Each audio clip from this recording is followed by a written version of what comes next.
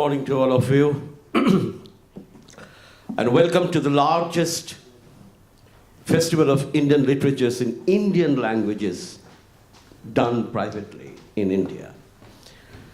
And I personally believe that possibly this is the best way, as Mohanji and his friends are doing. This is the best way to get access to the core of Indian literature. We have now more than 96 festivals across the country.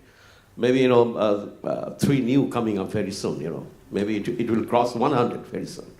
So we have so many festivals across the country. Litfest and Litfest and Litfest. We are now having as many as 5 Litfest in Calcutta. And this is all I'm sorry to say, the majority of writers participating in all these festivals are English language writers. And here you have the access to the writers writing in Indian languages. I never say English, I never like the conflict as the academicians put it like this, the English and language, this is how they divide. I hate it. Why English on one hand and languages on the other? Okay, fine, English is one of the Indian languages. But I don't like this kind of, the way the scholars, the way the academicians, the way even the literateurs, they make divisions. Here we don't have such divisions, and that's why I feel most comfortable at Gateway Litfest. This is the reason. This is the 4th time. I'm like Shitangshuji, I'm here for the 4th time. I made a hat trick last year, and I'm going to have double hat trick possibly if they invite me for next 2 years. So it's really, and I will come again and again whenever I am invited. I promise, because of the fact to celebrate Indian languages, to celebrate Indian literature in Indian languages. That's the most important thing. Now we have this panel for new writers writing the old school rules. And you have already been acquainted with the participants, and I think we have 4, including me, including the chair. So we have 4, it's beautifully balanced. That it's Anamika and I, possibly now not that young at all. And these 2 young writers, we have this side, 1 woman, and this side, 1 gentleman. So this is beautifully balanced. I believe that we are going to have certain things, what they are saying and what we are saying. And is there any clash? Is there any conflict between the old and the new? And how the old are writing following the old school rules, or the new writing the new rules? Is it possible for the new to begin writing and finding a lot of new rules? Do the rules in literature change like this? Are you not following still the rules which were laid down maybe 2,000 years ago, maybe in Greece, maybe in Indian soil or anywhere else? Do we really follow the new writers following the new rules, or the new writers rediscovering the old schools? These are the questions that we have always. But I have just one observation before I pass it over to the panelist. That, okay, fine, old school and new school. And what is there in between? Is it state? Is it new dynamics of power? New emerging society? Or any newism? Like modernism or postmodernism? These these are the questions which are dividing between the new and the old. But I personally believe that when we take just one example, one from Latin America and one from Bengal, two examples. When Pablo Neruda was writing his greatest poems, when he was young, he wrote a poem which is now world famous. I just remember the first line, you remember the whole poem. Tonight I can write the saddest lines. Write, for example, the night is tarry, and she is not with me. Someone is singing in the distance. Someone is singing. It goes on. It's beautiful. It's one of the greatest love poems that I have ever read. Then a young poet called Nicanor Para, who passed away very recently at the age of 103. So Pablo Neruda invited young poet Nicanor Para, both of them were living in Santiago, come and join me. He was so young. And Neruda was already famous, not only in Latin America, all over the world. And he invited him to bring out a joint book of poems and also of prose. So this is how the old school and the new school emerged out together in a thin volume of poetry. Take the example from our soil, Subhash Mukhopadhyay, whose centenary we are now celebrating his 100 years centenary. Shatobarsha. Subhash Mukhopadhyay introduced, I still wonder, where from he got the diction. Where from? There was no Tagore in his writing. There was no Kalidas in his writing. There was no previous rules prevailing in his works. He was absolutely new. The question that now I have, was it really absolutely new? Can anybody absolutely new in literature? So that was a question. And we are also exploring this question now. How is it possible with Subhash Mukhopadhyay? So I believe that the conflict is there, or maybe a kind of relationship is there. It's a bridge between there. The bridge doesn't end anywhere. It remains there, between the young and the old, between the new and the old, and also the rules or the schools. The school we had before and the school we are now have. Is there any conflict between these old and new school or rules? Over to Anamika. Look, with the deepening of democracy, I suppose, the Berlin Wall between the high and the low, the classical and the popular, the cosmic and the commonplace, the personal and the political, the macro and the micro, has also been pulled down. And literature had always aimed at reaching out. This is one key word for literature. This is the key instinct. Why do we write? We want to reach out. So when the primary drive is to reach out, we'll definitely believe in dialogues. This is how we're different from people who go on making speeches without bothering to hear what we have to say. Literature has to be done. This is in the basic grain. So why will it discard the new, old? And why old? The old people, older writers are also eager. Rilke, for instance, they always, not only in the West, but also in our respective languages, all the senior poets and writers. In poetry, it's easier. Anthologies have always been floated. Agay, for instance, though he belonged to the modernist school of writing, and the progressive, committed poets were all against him. But he was the first one to anthologize Muktibodh. So, and all people, all the juniors down the line, belonging to, there was no obvious conflict even between the progressives and the modernists. This is how in Indian languages, modernism was received. All the local cultures, mythologies, legends, and linguistic traditions were absorbed.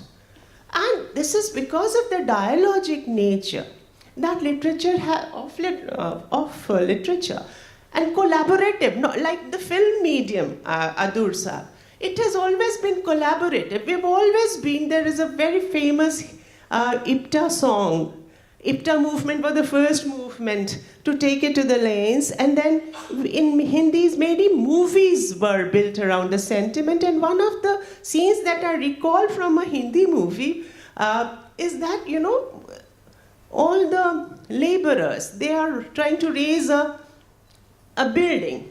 And the song that is playing is mortar and everything is being passed from one hand to another. And the song in the background is Sathi Haath Badhana Sathi Re, if you recall that line. So the whole idea of holding hands and doing it, it's a kind of game. It's like a leela. And holding hands is a must for here. So this we have always honored. Now when you were mentioning what lies between the modern and the postmodern, then I was reminded of the internet. Now we have always bordered for the akash between two words. It's called the Herakash in the classical sense, in the Sanskrit Dhwani school. When we're talking about schools, we must consider there are three basic schools: the Alankara school, the Rasa Siddhant school, and the Dhwani school. Now they have always, all the major artists have tried to not break the rules. Why would they break they've tried to achieve an intellectual dialogue with the Dhwani school also, and Rasa Siddhant. Like earlier we had rasas floating, hanging up in different vessels. Now there is a mocktail of rasas. All kinds of rasas are there held in a cup. Like Vatsalya coexists with Veera, and even Vibhats can make a mocktail out of, anything, Rodra or whatever. So we have ceased to believe in the concept of purity. And this is the only thing, that there could be an amalgamation of rasas and attitudes. This is what has been driving literature from the days of the modernism. Like modernism also considered that everything has fallen apart. And postmodernism also is considering the same thing, that there is nothing linear, that everything has to go circular. But the only thing, I'll pass it on soon, that now modernists mourned this idea of collapse. But the postmodernists are celebrating it. This is the central difference I read, and Mary. When it comes to me, I belong to the new era of writing, where I'm also not a literature student, but I started writing on internet. When I started writing, I don't know about any Rasa Siddhantas or whatever it is, but I started writing through my experiences and to the things which I see and, where I feel like I should put that in words and I express it in any kind of a form. Then when I started writing, I used the medium of Facebook where I express myself. So in the year 2014, I joined few of my friends along with me who were very young and budding writers, and I conducted a Kavitva Shala program, a training program in Ravindra Bharati in Hyderabad. There, because what I felt is, if I am writing a poem, if that is called a poem, the poem should have what the basic things and the rules which are set by. So I should also follow that. So Chinavira Badrudu Garu and Mukteshwar sir, they were did a very good program for us, and they helped us to know what the basic rules and what the poetry is called exactly. By that time, I didn't publish my book, and I don't know any very big poets in and around in Hyderabad, and I never met very such big poets. After I did that program, the senior poets attacked me, saying that, who are you, from where you have come, who made you to do that, who gave you this idea. So then I thought, okay, I'm very new to the field, and these senior poets are just pressurizing us to not to come out of or to express ourselves in our own freedom and with what ideology we are coming out.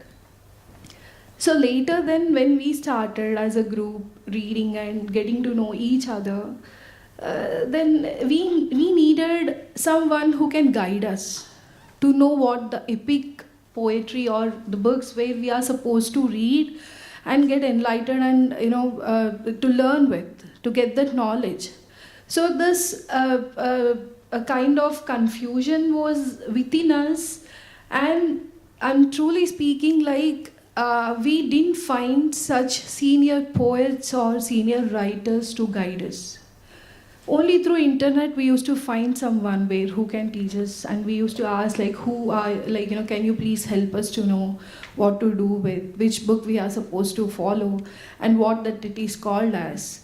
So after writing the poetry or after writing few short stories or the literature, then we got to know the divisions between or the isms what we are supposed to know, and rewriting is another thing. Like then we also got this kind of a questions like how you can write this poem, where we the young generation are already in fact we are facing many challenges. The old generation's challenges is different, and for us the challenges which we are facing is different. Shiva Reddy Garu, a senior poet, he says that he has published around 32 Telugu poetry books, around 76 years of age. He says the same thing that, still he's writing poetry. And he says that his generation has to wait to write a poem for a week so. But this young generation are thinking in their mind, because of the pressures, what they are conceiving it, that is already prepared in the mind, and they're putting that on a paper or a phone, they're writing in a phone or on any social platforms. So the process of writing is going within our minds before, because the things that the pressures which we are undergoing is like more than your generation. Might be because, about getting marks or studies or getting a job and balancing our lives in midst of these many technological, tools and all. So when it comes to literature, then we are looking for the medium which can help us to come out of it. It might be a postmodern or a modernism, whatever it is, but expression for us has become must.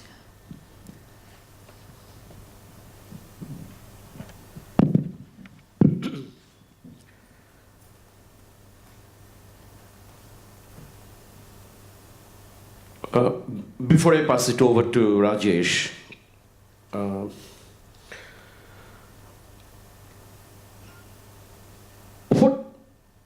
what is really new in India? What new kind of aesthetics or what new kind of poetics that the writers, the poets of India, the young, especially the young, they can explore now? I have 3-4 options to talk about on behalf of the young writers. But I am not going into those 4. I'll just choose one.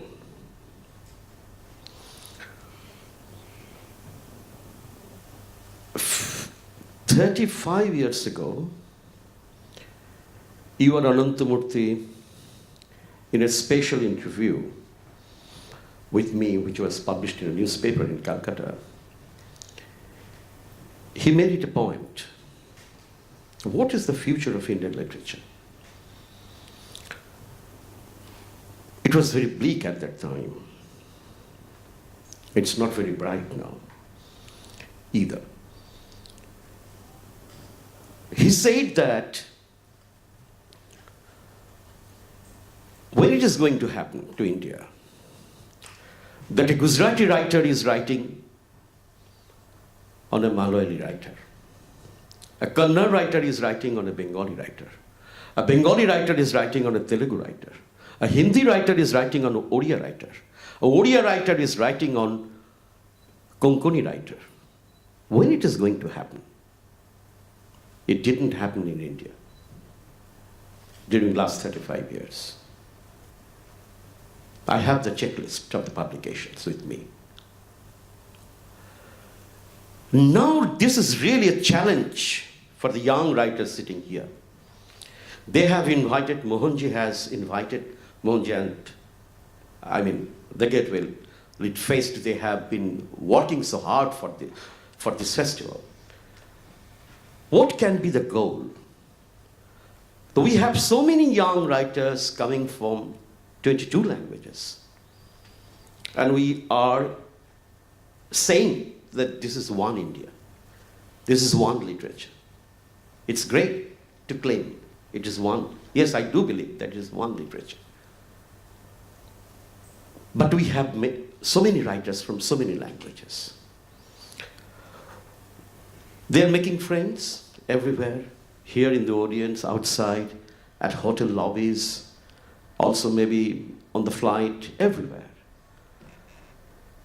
The outcome that Anantamurthy that wanted, and that he wanted to see, that India is writing on India. Now, the young writers like them, they can change Indian literature. Telugu is Telugu, Marathi is Marathi, Bengali is Bengali, Hindi is Hindi. It goes on. But somewhere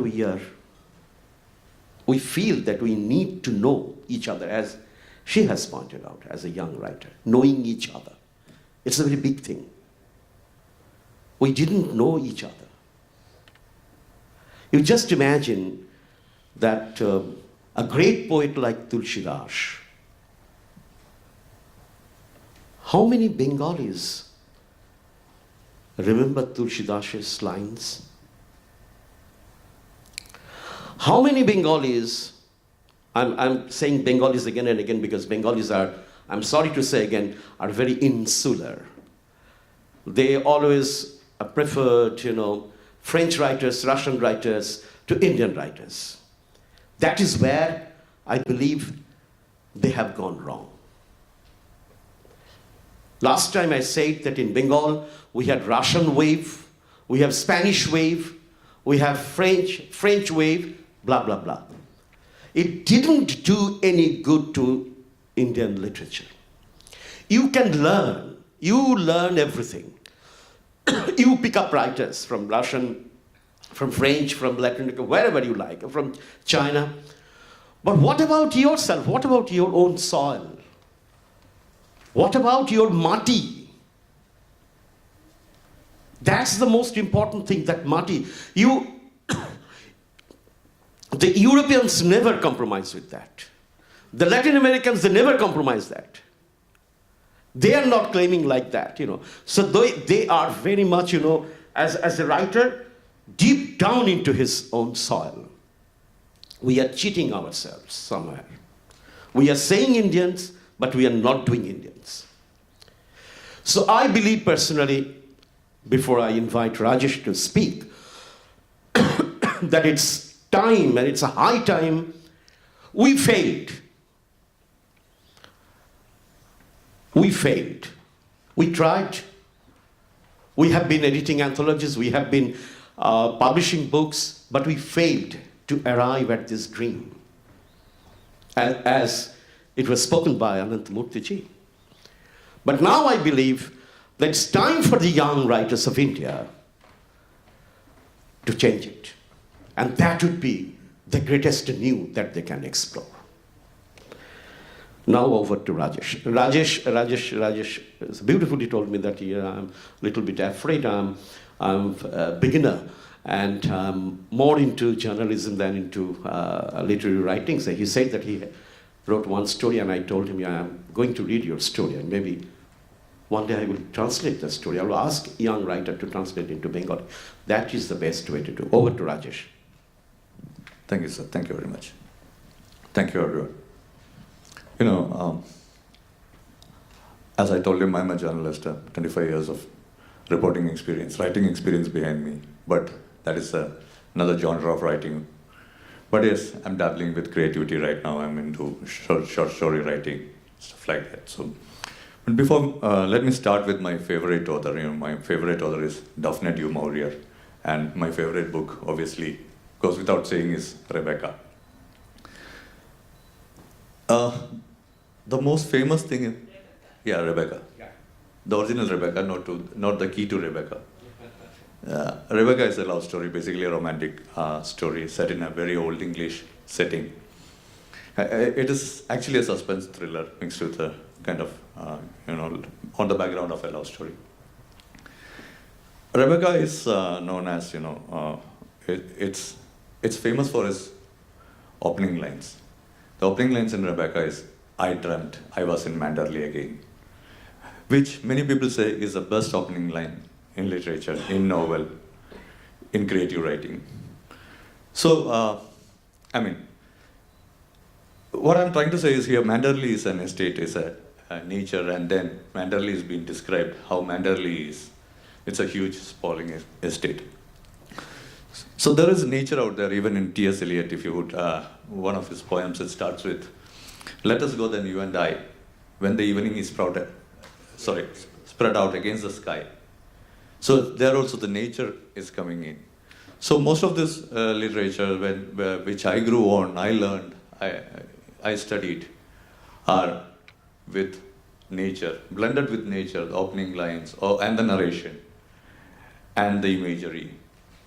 When you, like in poetry, when you bring in imagery, when you bring in inverted imagery and other techniques like that, it's all, what brings in is nature.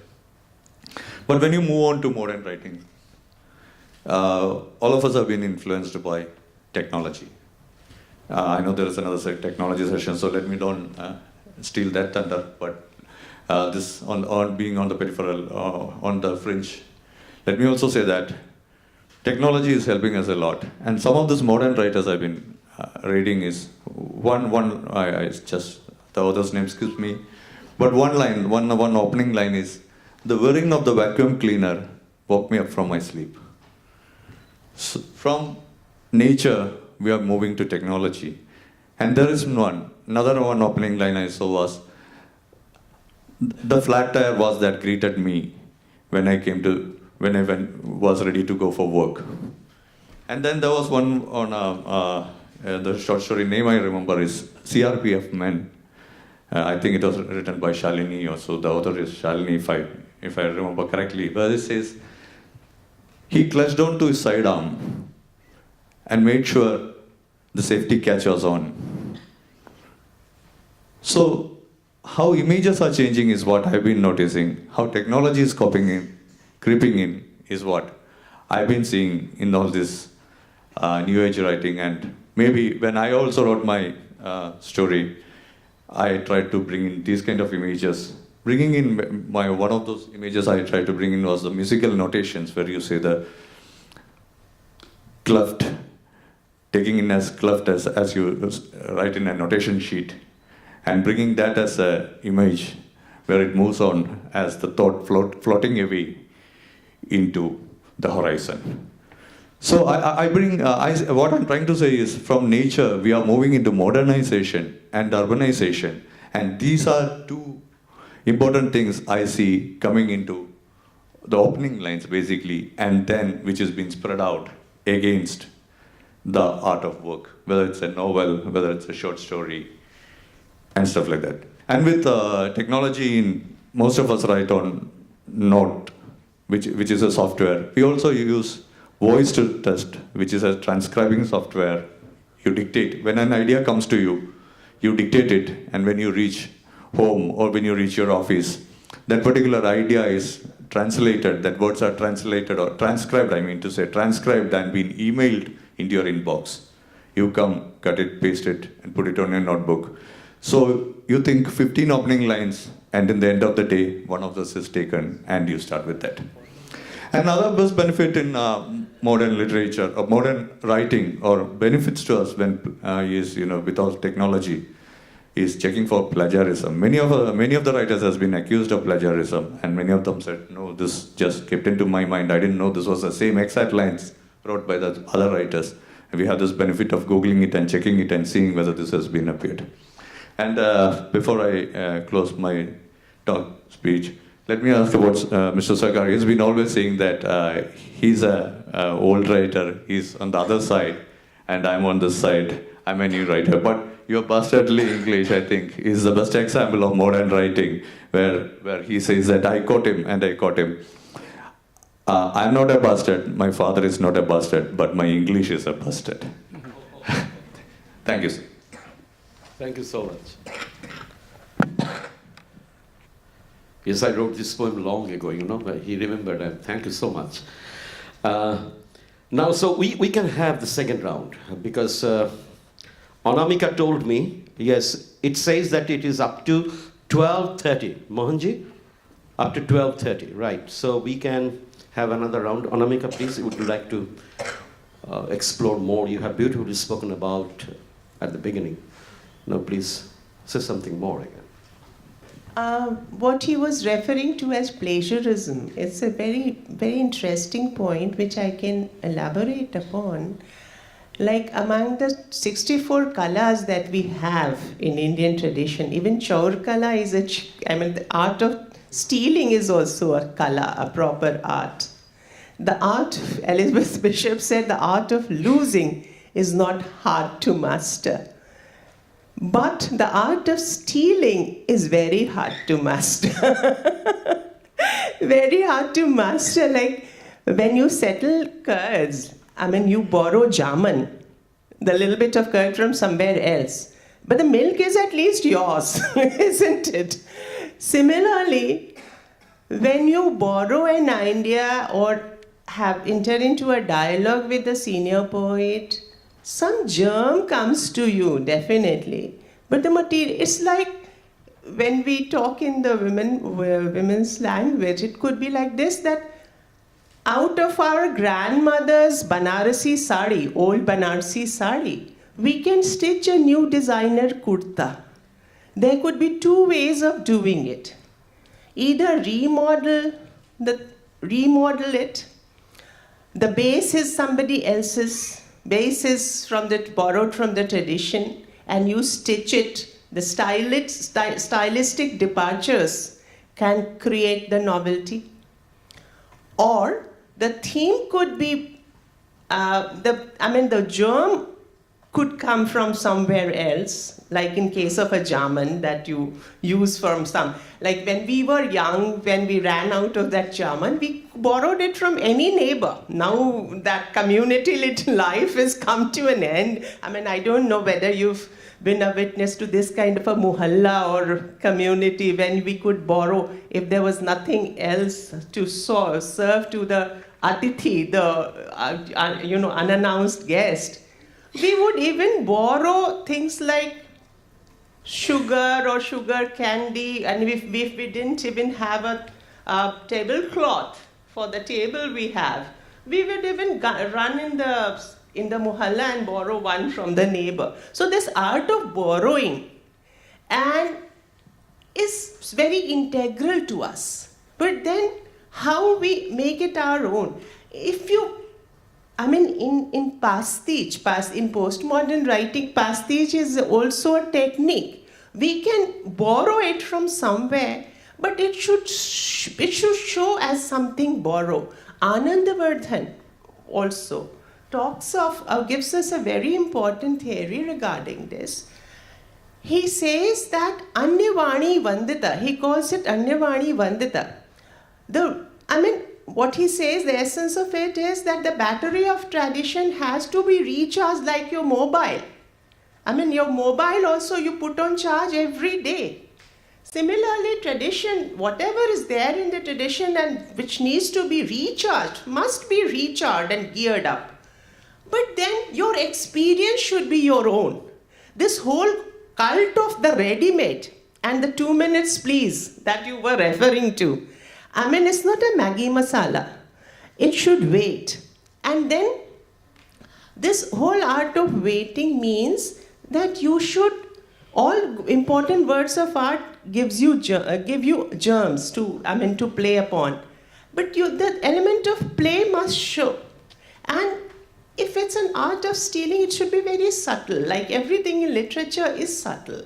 It shouldn't be loud and blatant, and it shouldn't mean to demean anyone. It should be this is how a tradition is built. You draw a thread, but that should only be a thread. And then, like Kabir, you can say, "Chini chini beeni chadariya." You can weave around that thread. Yes.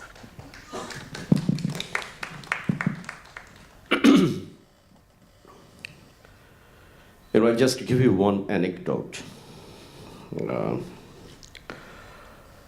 It was 2016, I was at the University of Iowa, where we had a lot of Indian writers, and also from the subcontinent, Pakistani writers, also from Far East. So there has been when we were talking about the newness of literature. So the Christopher Merrill, the director of IWP, International Writing Program, he's an American poet, and he has the global experience of, being into literature.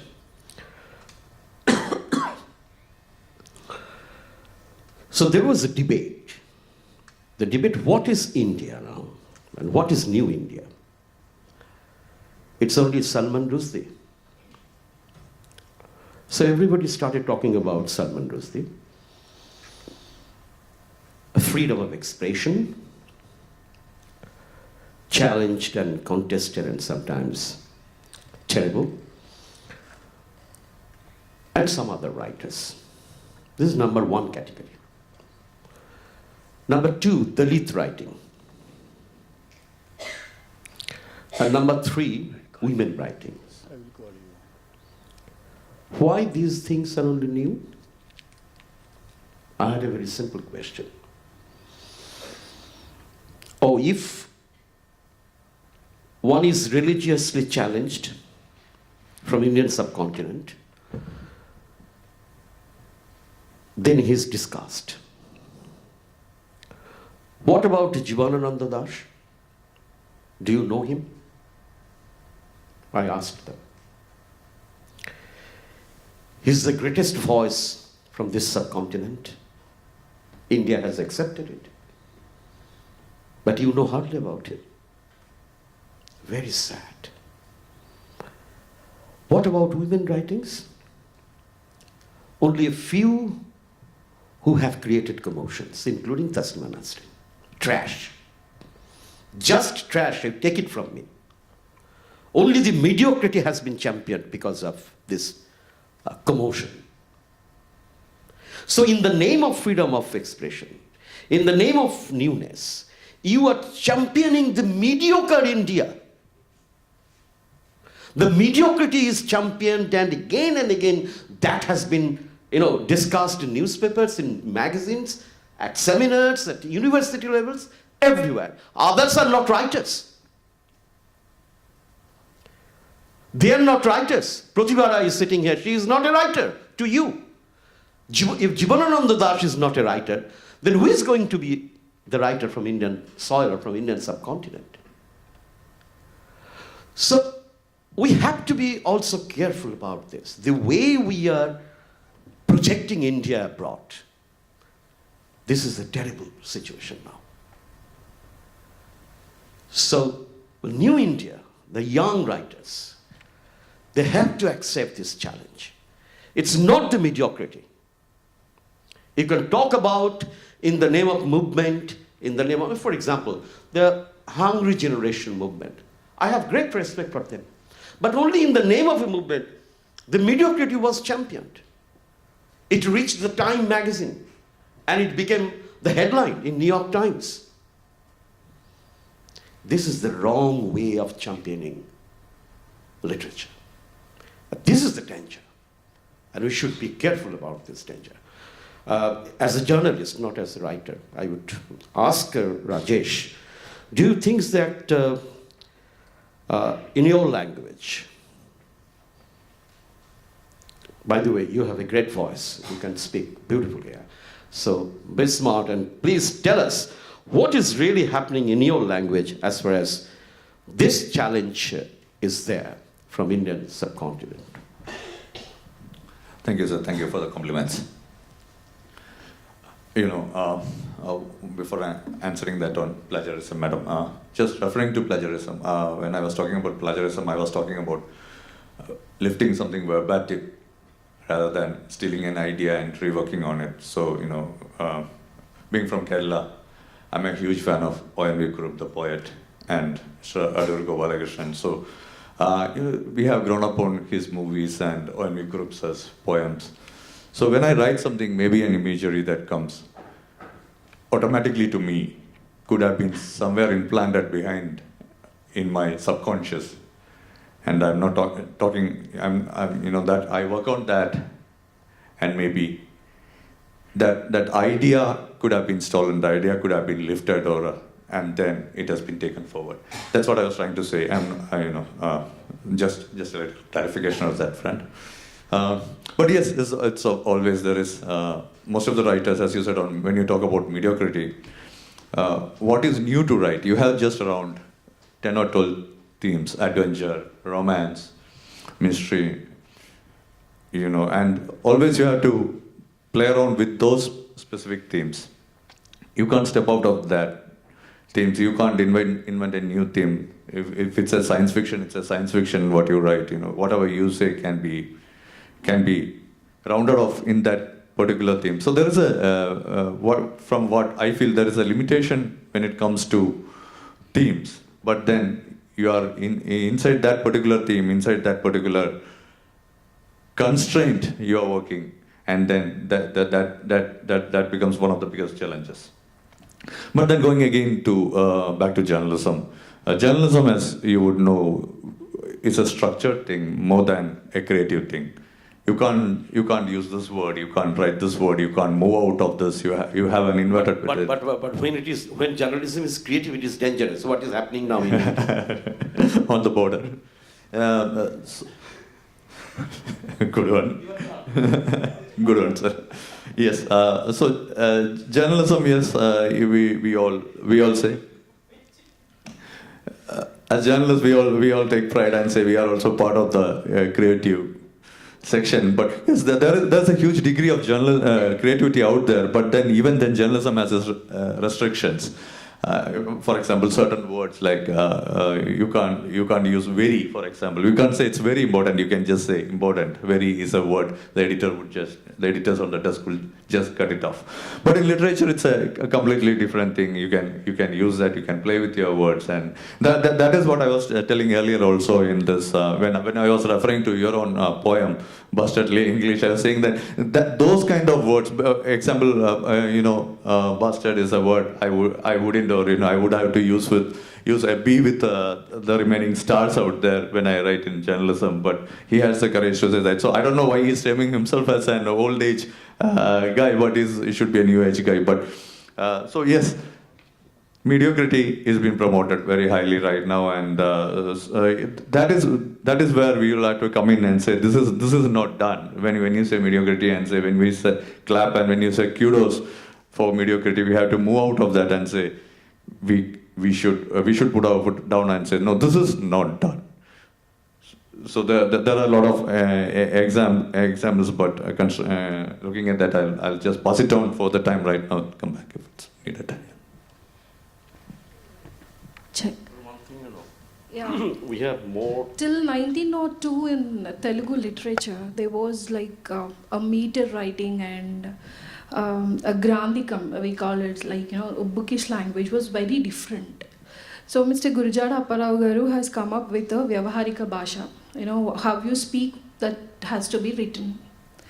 Till then, till Gidu Ramuti Garu, till 1960s or 50s, after that, the literature was only written by the Agravarna, and they have taken the lives and vastu, the things, and the major point of the, the thing is like that revolves around the Agravarna people and the Brahminical writing, most of the things.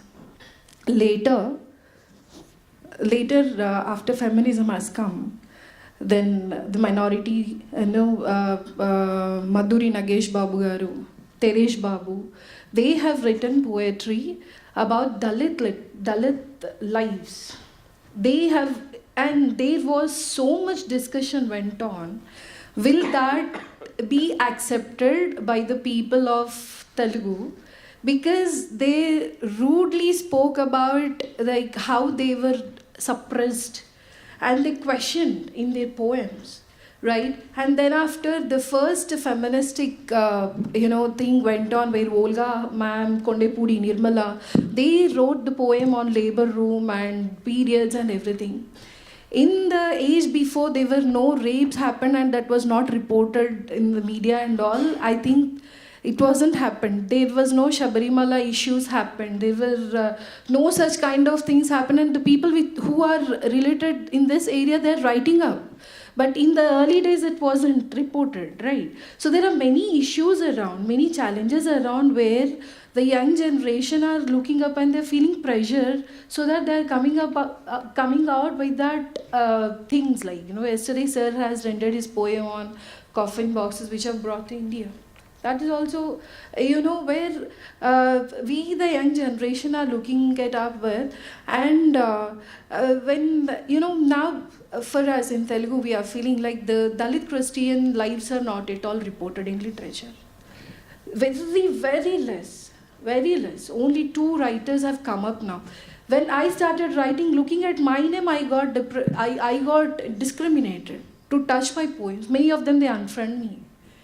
This, when it is happening, like, that might be because of the caste, or that might be because of the rules, like, where they compare the things, like whether it is falling under their readability or not, these are the things which are happening. And that has, it may continue. If not this, that may continue through, the new generation may also come and ask for another rules, another set of things and aids where, where they can rewrite. Yes, Anamika? Yes, of course, this is something very important that had happened. There's a very important, this caste and gender question. I mean, earlier we were obsessed only with the class question. Now, this is a new opening for you, and internet has been a great shooting range and a no man's land, in the sense that it has brought up, it has built up anthologies and kavita koshes. There is a Dalit poetry kosh, there is a Adivasi poetry kosh, there is a women's kosh, and that's readily available. That's just a click away for you. You can have, even in the place where you're working, when you have, suppose, after a bad breakup, or as you know, this generation has suffered a lot, because this is a generation of ad hoc, not only ad hoc jobs, contractual jobs, but also ad hoc love affairs, contractual affairs. Even love has been denied the element of stability. That is something, because, and it's a floating generation. And because the kind of kavita koshes and the treasure houses that are available on the internet, you were mentioning Volga. I'll just, that has added a lot to be in the university also. When I reach out to the younger poets, I understand that this is the way they have entered into a dialogue with the people who have preceded them. And on the internet only, read a very interesting departure. There was a progressive poet in Hindi, which has a two-liner, which has now come to my mind. And the Dalit poet, another Dalit poet, Gorakh Pandey. He was Gorakh Pandey from JNU, you must be knowing him. Now, the first two lines were, Chidiya jaal mein kyun phasi? And the answer was, kyunki wo bhookhi thi. So the question of hunger was addressed there. Now, there's a Dalit poet, young Dalit poet, who's played with these lines, and he said, it's a very interesting departure. He says, चिड़िया दाल में क्यों फंसी? क्योंकि वो चिड़िया थी. The whole idea. Why? Do I need to translate the line? No. So the whole idea of identity politics. Hunger is one issue, and the politics of humiliation is another issue. You are locked up in a certain kind of caste and gender construct. And that has given Lee, as you rightly pointed out, a new range of experience. There's another Dalit woman poet in Hindi who just recently visited a spot in Muzaffarnagar after the riots. And there she has a line which talks about a blacksmith's wife. She calls it Lohar Bahu. Bahu is Vadhu, isn't it? So he says, a Lohar Vadhu, a blacksmith's wife, was busy, carving out, preparing whatever they say, sickles and other things for the Somvar Bazaar. Suddenly the people came and they used the sickle that she had carved out for selling in the Somvar Bazaar. They used that for killing her own husband and the child. And at the end of the poem, she is looking at the sickle and wondering. So all these new range of experiences and there's a cross-fertilization. Bastardy, being a bastard in newer poetry, I think contemporary poetry welcomes the idea of being a bastard. Cross-fertilization, in fact, adds to the worth.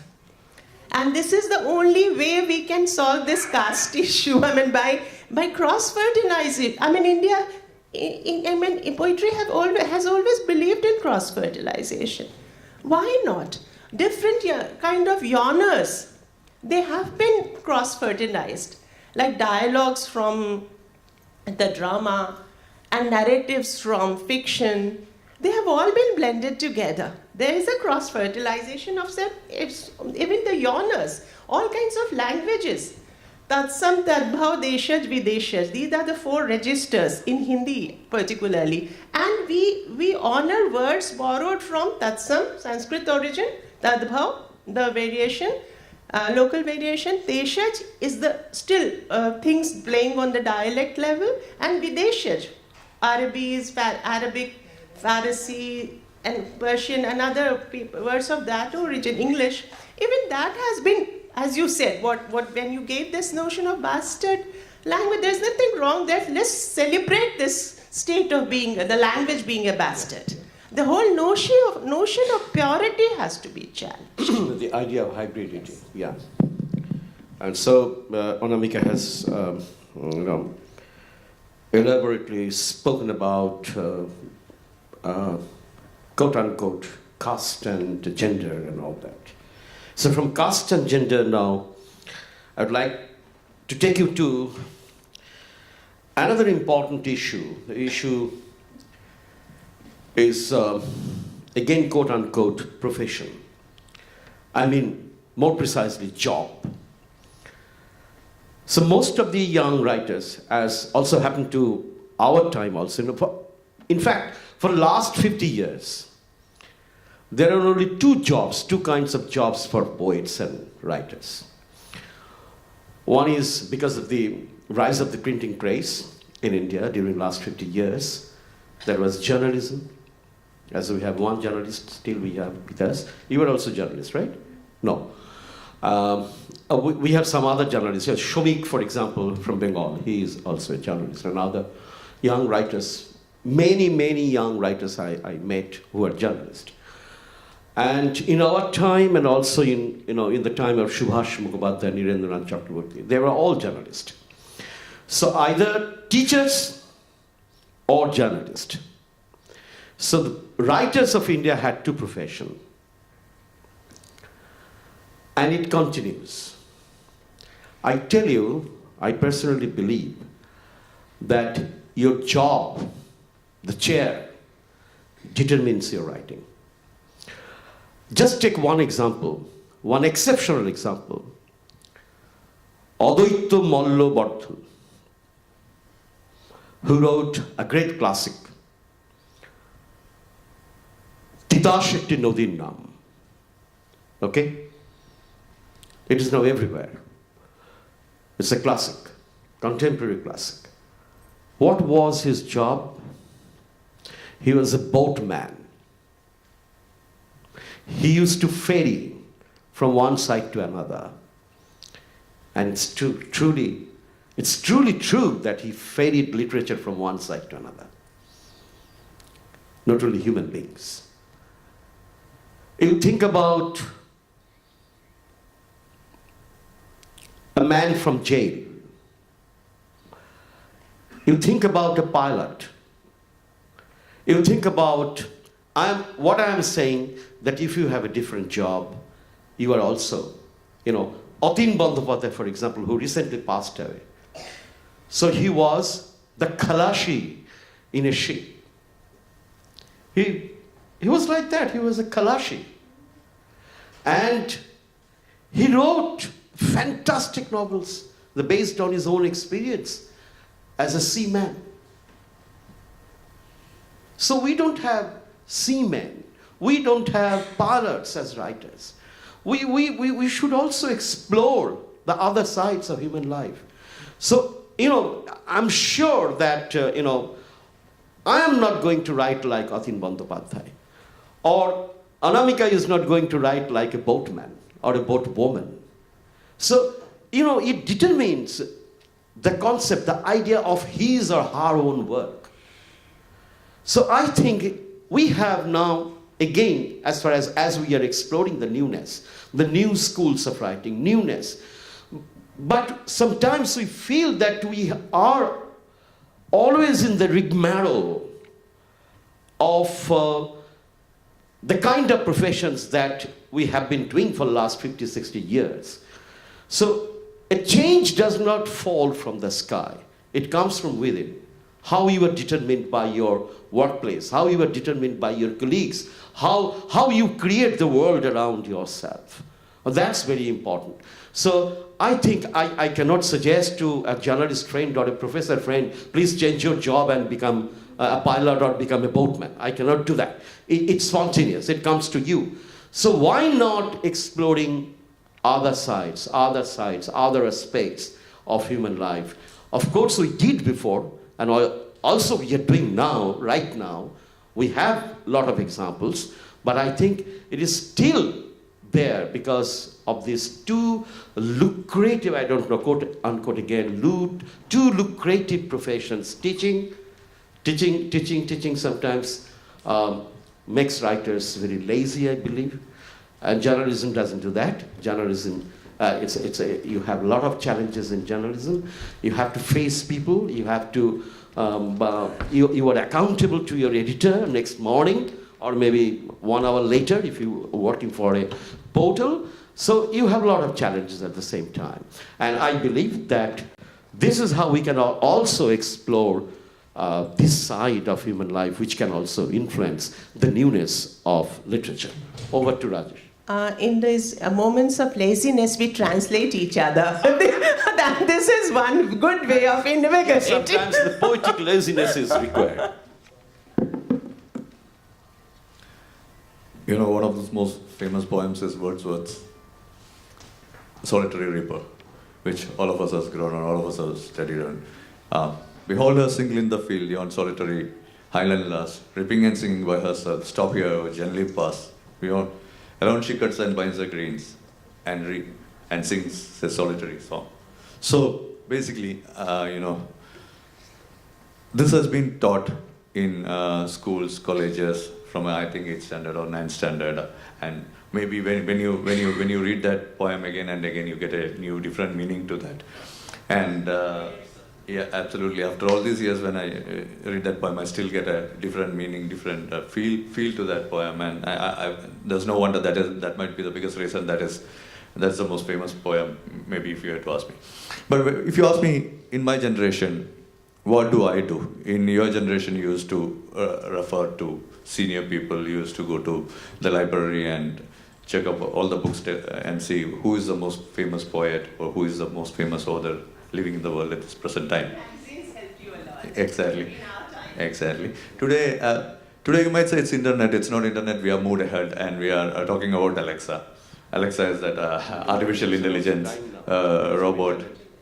Yeah. So I just want to say something. I just put up switch on Alexa and it's already on. And Alexa, who is the most famous poet? So certain times. My Indian pronunciation, Alexa doesn't understand. Artificial intelligence and technology has its own problem, but mostly all these answers come to us. So that is what I'm also seeing in writing. When you write, you Google and see 4 ideas, 4 images, and from that you move ahead. Basically, compared with the older generation, it's much easier to take an idea. For example, earlier Indian movie producers and directors used to take a videotape of a hit movie in the West and reset it in an Indian setting.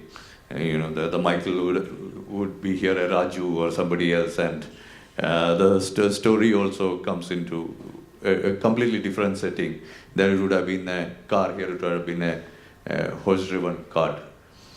So now what you do is you are doing, I feel most of our writers, when you're talking about mediocrity, are doing the very same thing, not inventing on their own. They are just Googling it, they are just going and taking a story which is out there. And basically, if you write short stories right now, no magazines publish it. No editors take your short story. In English, I'm talking about. In Malayalam, it's a different ballgame. In Malayalam, you can, Kaka is there. There are a lot of other magazines, Matrubhumi or Manorama. They all take Malayalam short stories. But if you write a short story, a novelette or something, there is no platform to publish it. In the old world school, paperback editions or on paper. So you go to LinkedIn to publish it. You go to, there are all very other free sites where you can go and publish it. So once you publish it, but this is what is exactly what is being done outside also. They publish it on the web. They start a blog. They start a video blog or something. And sitting back here in India, it's just a click of a mouse. I get the idea. Or I'm not saying I'm doing that, but the people who are doing that take the idea from there, give it a different spin. Give it an Indian setting, change the names. Everything goes, the river Sion would be here, your Yamuna or Ganga, or the religious places out there would be changed to religious places out here. But yes, this is bringing in the mediocrity, because what authors, new age authors of my generation, my age are feeling is nobody else reads those stories, which is completely wrong. Because if I can access those stories, I can access them on the web, and I can take that idea and I can make it into a new idea, into a you look like in the old wine in a new bottle. So then the readers who are reading that, they also have access to the same idea. So this is one main point I just want to leave it with, because taking an idea is good, but if you don't do proper justice to it, you just do a cosmetic surgery, cosmetic cleanliness or cosmetic surgery and take it. That is not the way to do it. If you have to have your ideas. That might be my lack also. When I have a good idea, only I write or I don't write. You have to have a good idea. You have to have a strong idea. Lifting up an idea, giving it. I strongly disagree to it. And to answer to your question, sir, that is I think one of those banes, the biggest bane of this generation. But I want to leave with that thought that if you have read that, if you have lifted that idea, there are 1,000 others who have read that idea before you, and they know that this is a lift. Thanks. As Anamika has referred to little magazines.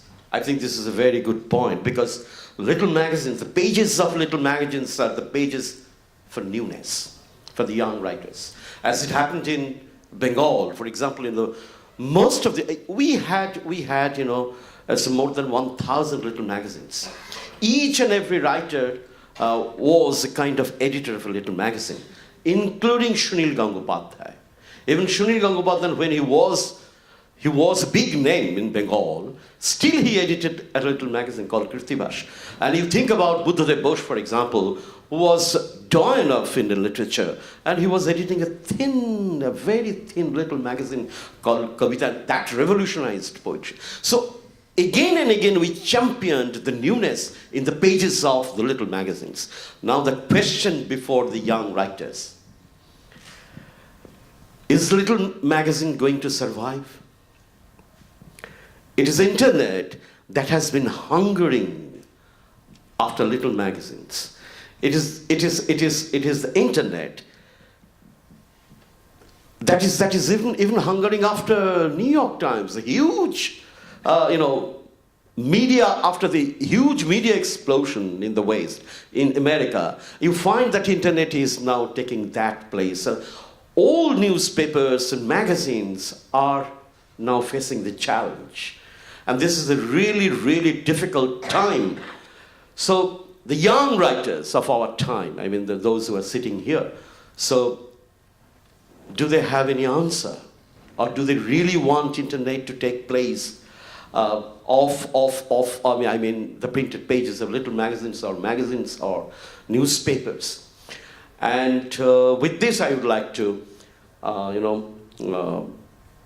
throw it open to audience for questions. We'll be very happy. We have 10 minutes more, I think. Yes, 10 minutes to go. So please, questions. Shoot questions. They are ready to answer. 10 minutes more? Can I just take the mic, sir? Okay, please. Please. Good morning. It was a very good session. I just want to make some observations in this in the entire discussion. See, one of the major differences between the supposed to be old school and supposed to be new school is that the concept of timelessness, concept of immortality of a writer. New school doesn't have that. We are not worried about immortality. Immortality is out of question. See, the range within which we operate. So we are operating in a fragmented time. What our little time in fragments. In instance, our creativity we have to in a box we have to compress and present it. That's one big challenge. So when a Tamil writer, he says in an interview that I don't need to be immortal. You need not be a Tolstoy. I don't want that pedestal. So this is one big change that is happening in the era of. This is one observation between the difference. And another thing is, this is probably something related to attention span also. I as an young writer, I have difficulty. I see the difficulty with attention span, even in reading as well as the committed writing. We have the biggest challenge in the social media writing and in the internet era is to sustain your attention span. So this difference is there.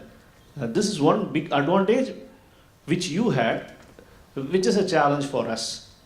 And the third thing is that even journalism can become a piece of art. For example, you can take Svetlana Alexievich's Second-Hand Time. So Second-Hand Time, she won the Nobel Prize for that. So Second-Hand Time, no, it's kind of testimonials. It's a collection of, as a journalist, she collected testimonials of hundreds of Russians. The way she presented the stories, it's their stories, but the way she arranged that made it a separate art form. So this is also a new kind of genre which is sprouting up. These are the points I wanted to make. Okay, thank you. Any question, please?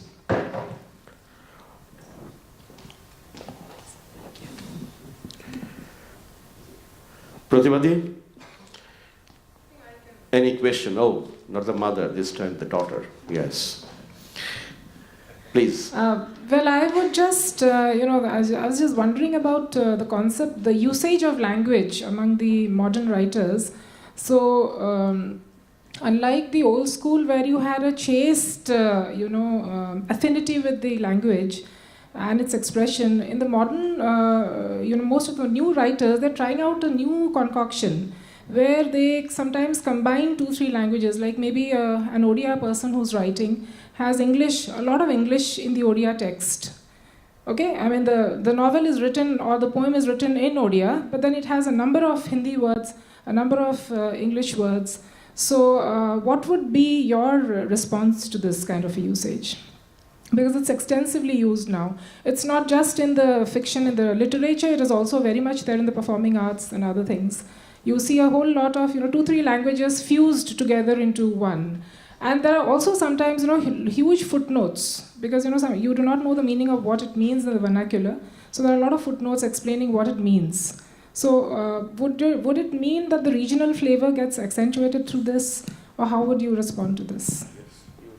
Yeah, I'm just saying that your observations would be absolutely right. Because language is also losing its boundaries.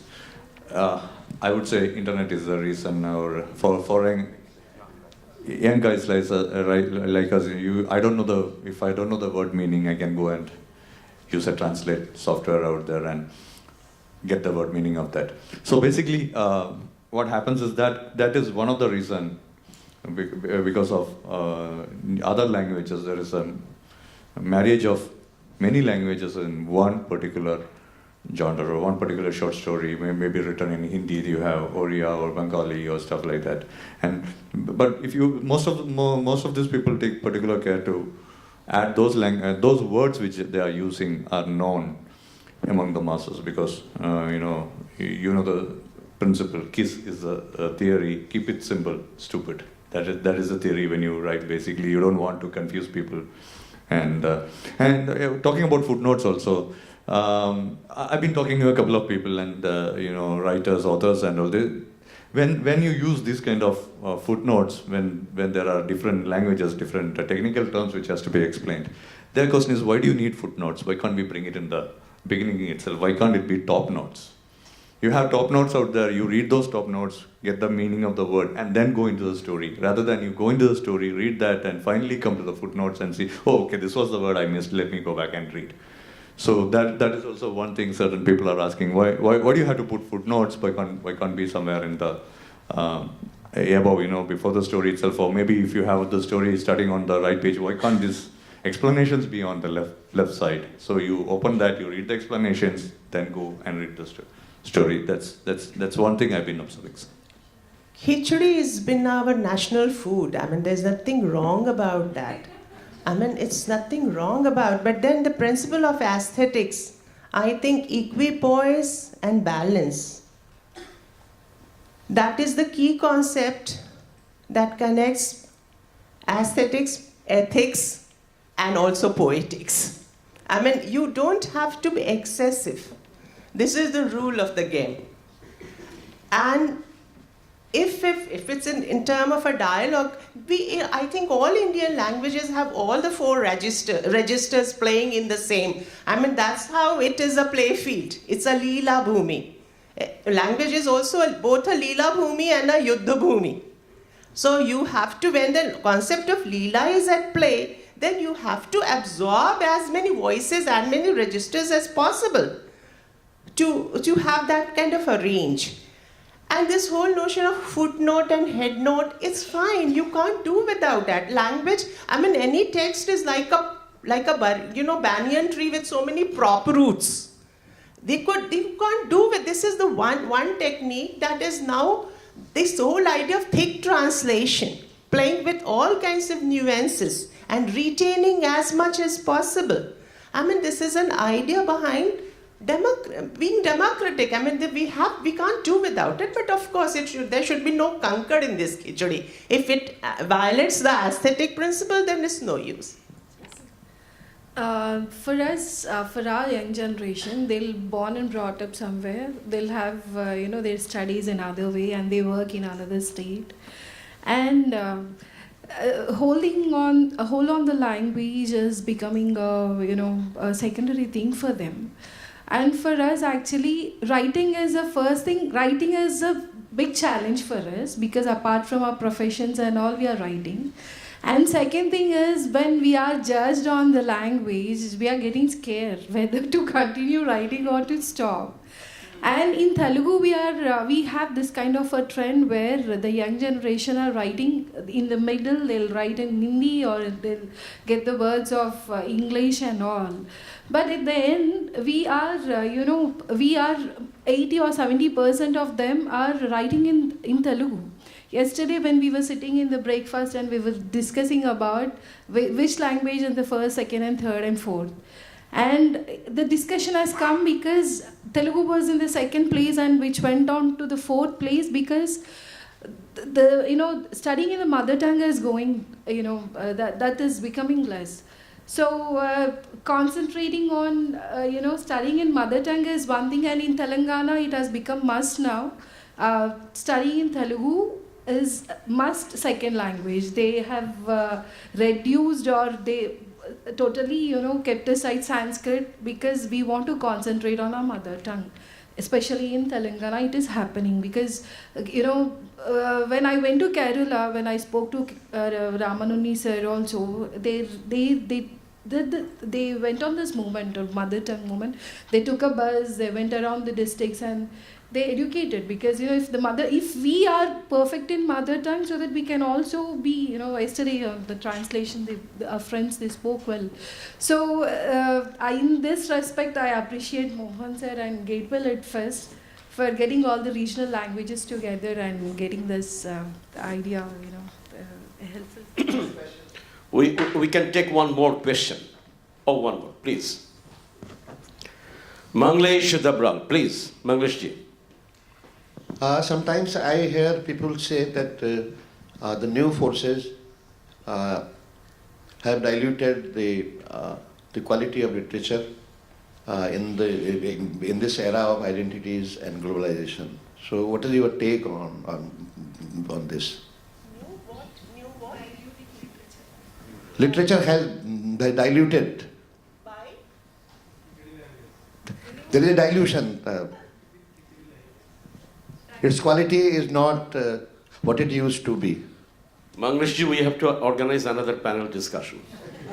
I believe that it's a brilliant question, but we have to have another session, But in this regard, I just want to, this is not my take, what I am saying, I feel as my panelists have already said. I'm ready to accept it, to tolerate this kind of amalgamation or kind of khichdi in the language, if the diction is really good, if the diction identifies you as a writer, if the diction, it depends, because diction is something that, that carries your personality, not your themes. Themes are all old themes. You cannot change themes. It's love, passion, worship, whatever, God, man, humanity, everything is there in literature. So diction is something that identifies you.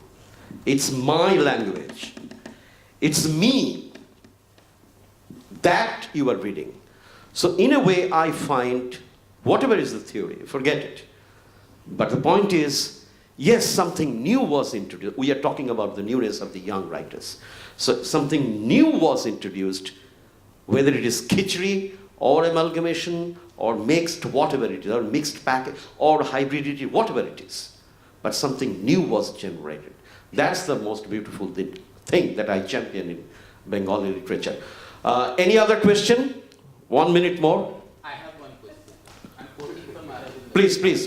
Please. A mic, please. I don't think I need Abuji? You please. It's a quote from C. Aravinda. Modern art is dominated and influenced by techniques too much ism and theories and intellectual ideas has made art complex. What is the meaning of this? Oh my God. This is not a classroom, but I appreciate your quote. It's a quote from a Bengali writer who was an Indian writer. And he's absolutely right. He has written mostly in English. You know, it's like techniques that he talked about. We are also talking about techniques. So when he wrote, it was 70 years ago, or more than that. So he was disturbed by the modern techniques. And He was life is complex, isn't Yeah. it? And literature doesn't only hold one simple mirror to life. Literature holds a concave or a convex mirror to life. I mean, so it has to be complex.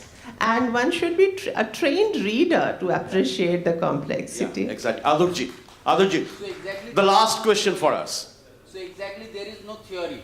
Oh, sure. There are so many, but there is none. None of them. There is just a take-off point. Adur Gopala Krishnan. Please. Would you like to take this one? Please take this one. You take it. I just thought I should express one fear and disappointment with the new style of poetry being written. Very often it is very absurd. It's not even absurd poetry. Really, it's absurd. Downright absurd, because you cannot make out whether it is verse or prose. Yeah. Anything passes as poetry. And interestingly, a lot of these people, if you look at what is being published as poetry back in Kerala, most people are writing poetry. It is the easiest. You put something together, which has absolutely no connection between, and then it will be, up to the reader to find some sense out of it. Very often you don't find any sense, so you dismiss it. So that has become the trend. So it is done in the name of modernity. They think they are being very modern by making no sense.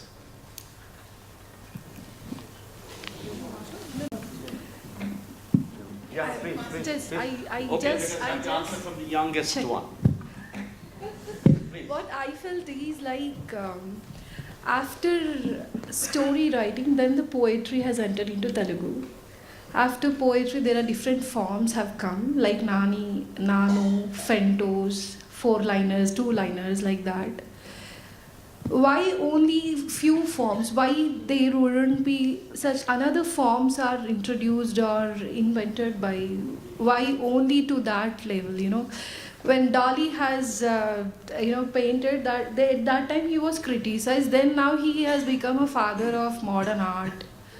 So when the time passed by, we don't know who will become what. And if we talk about Annamaya Kirtanalu, he has written more than 10,000 Kirtanas, where only around 1,000 or 1,200 will be, recited or sing like.